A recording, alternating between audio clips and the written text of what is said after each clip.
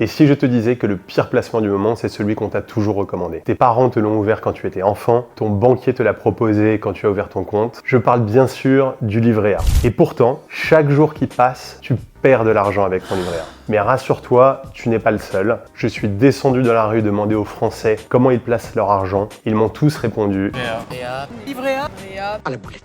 Dans cette vidéo, je vais te raconter quels sont les avantages du livret A, ses inconvénients et surtout les meilleures alternatives.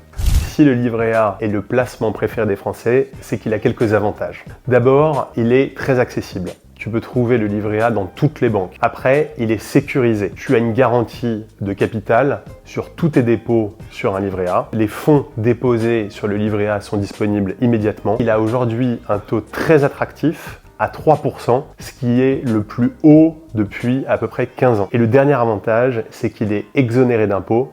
Ça veut dire qu'il n'y a pas de prélèvements sociaux ni d'impôts sur les intérêts générés sur un livret A. C'est plutôt cool.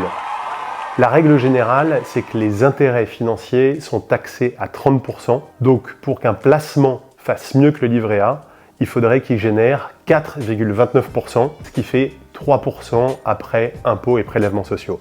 Donc 3% net d'impôts, ça a l'air plutôt pas mal, mais attends un peu avant de sauter de joie. Passons maintenant aux inconvénients du livret A. Le plus gros problème du livret A, c'est que ces 10 dernières années, il a eu beaucoup de mal à rattraper le coût de la vie. Jusqu'en 2021, le taux du livret A est resté en dessous de la barre des 1%. Depuis 2017, le taux du livret A était plus faible que l'inflation. Cet écart est illustré ici par les traits orange. C'est uniquement cette année, en 2024, que le livret A est repassé devant avec 3% par rapport à une inflation qui est à 2,4%. Concrètement, si tu avais mis 1000 € sur ton livret A en 2014, tu aurais 1140 € aujourd'hui avec les intérêts cumulés. Mais dans le même temps, le coût de la vie a augmenté aussi. Pour pouvoir acheter la même chose qu'avec 1000 € de 2014, il te faut aujourd'hui 1209 €. C'est donc moins que les 1140 € que tu as sur ton livret A. Moralité, tu as perdu 69 € de pouvoir d'achat. Je te l'avais dit, chaque jour qui passe, tu perds de l'argent et c'est le cas depuis 10 ans.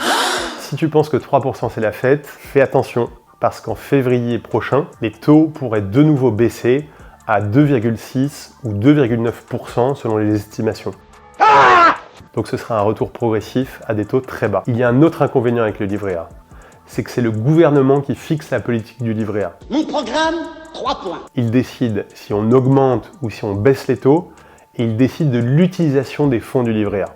Une partie des fonds servent aujourd'hui à financer la politique de la ville et de construction de logements sociaux. On a vu plus récemment avec la guerre en Ukraine des projets de loi qui avaient pour objectif d'utiliser une partie de la collecte pour financer l'industrie de l'armement. Si ces objectifs peuvent avoir du sens politiquement, ils vont pas forcément dans le sens de l'agrandissement de ton épargne. Dommage. Donc pour toutes les raisons qu'on vient de citer, investir sur son livret A, c'est un petit peu comme laisser son argent en dessous du matelas.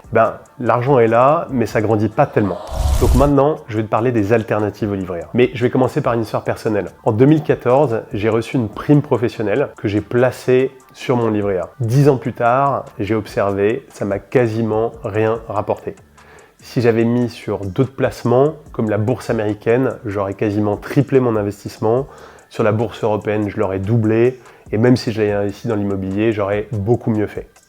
Donc regardons dans le détail comment a performé le livret A ces 40 dernières années par rapport à toutes les autres options de placement. 40 dernières années, le livret A a rapporté en moyenne 3,8% de rendement annuel. C'est moins bien que quasiment toutes les autres options de placement. La bourse, le rendement a été de 15,1% par an. L'immobilier à Paris a fait 10,8% par an. L'immobilier sous forme papier, c'est-à-dire les SCPI, ça a fait 8,3% par an. Et même les obligations aux grandes entreprises et aux États ont rapporté 4,5% par an. Il y a uniquement l'or avec 3,2% qui a fait moins bien que le livret A. Ce qu'on vient de voir, c'est que sur longue période, quasiment tous les placements ont fait mieux que le livret A.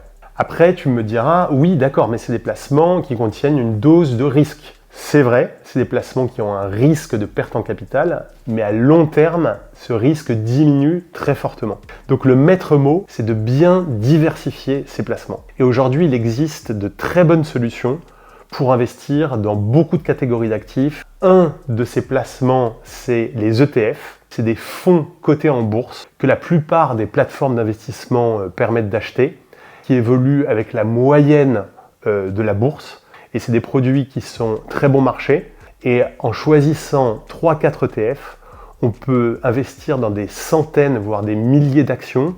On peut investir aussi dans des classes d'actifs très différentes, par exemple en actions, en immobilier, dans des matières premières comme l'or. Sachez rester simple, modeste. Et donc, une des stratégies les meilleures avec les ETF, c'est pas d'investir une fois tout d'un coup, mais d'investir progressivement, par exemple le même montant tous les mois pour lisser en fait son prix d'achat des ETF. Avec cette technique, pas besoin d'être un expert, tu programmes ton investissement et hop, automatiquement ton argent travaille pour toi. Donc en résumé, je ne te dis pas de jeter ton livret A à la poubelle. Le livret A convient parfaitement aux dépenses de court terme ou à de l'épargne de sécurité, cet argent dont tu as besoin en cas de coup dur. Pour le reste, pense à des placements plus performants. Aujourd'hui, il existe une multitude de plateformes en ligne qui te permettent d'investir facilement dans des produits à bien meilleur rendement. Je te mets les logos ici par exemple. Donc merci d'avoir regardé cette vidéo jusqu'au bout. Si elle t'a plu, mets un petit like, un commentaire et suis la chaîne Monsieur Capital. À très bientôt.